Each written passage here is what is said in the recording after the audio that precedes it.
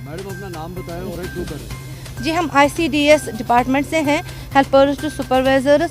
हम तो 3 साल से ये प्रोटेस्ट करते आ रहे हैं और ख़ासकर हमारी जो ड्यूज़ थी वो भी बंद थी, जो हमारी वेजेस निकलती थी वो भी बंद हो गई थी 3 साल पहले ही।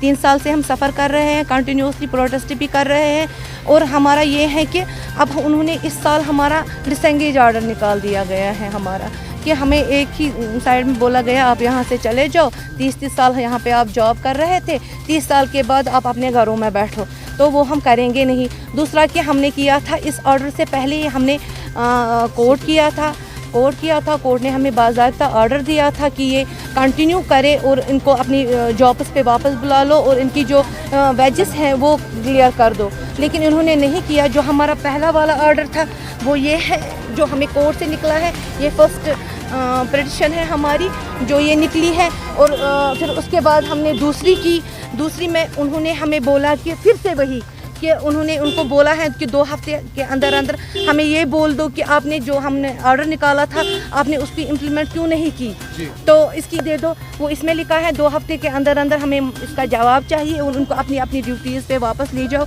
और इनको इनकी तनख्वाह है वो वागुजार कर दो। हम इसमें 918 हैं, लेकिन फ़िलहाल हमने 300 ने कोर्ट किया है, लेकिन हमें 330 ने कोर्ट किया है और उन्होंने हमें ये बोला है कि आप अपनी जॉब पे चले जाओ और इनको तंग मत करो, ये भी इंस्ट्रक्शन दी है कोर्ट ने, लेकिन इन्होंने अभी तक इम्प्लीमेंट नहीं की। मैडम अगर आपके पास बिल्कुल नहीं कर रहे हैं, उसीलिए तो हम यहाँ आए हैं, वो कर क्यों नहीं रहे हैं?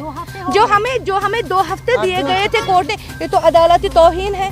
अब हम ये देखेंगे कि अदालत इनके साथ क्या करेगी, कि हमें उन्होंने ये बोला है कि आप करो काम, आप कंटिन्यू जाओ, आप इनकी वेजेस जो है वो क्लियर कर दो, लेकिन उन्होंने नहीं की। अब हम इसका आप जो हमारा कोर्ट ऑर्डर निकला है आप इसे इम्प्लीमेंट करो।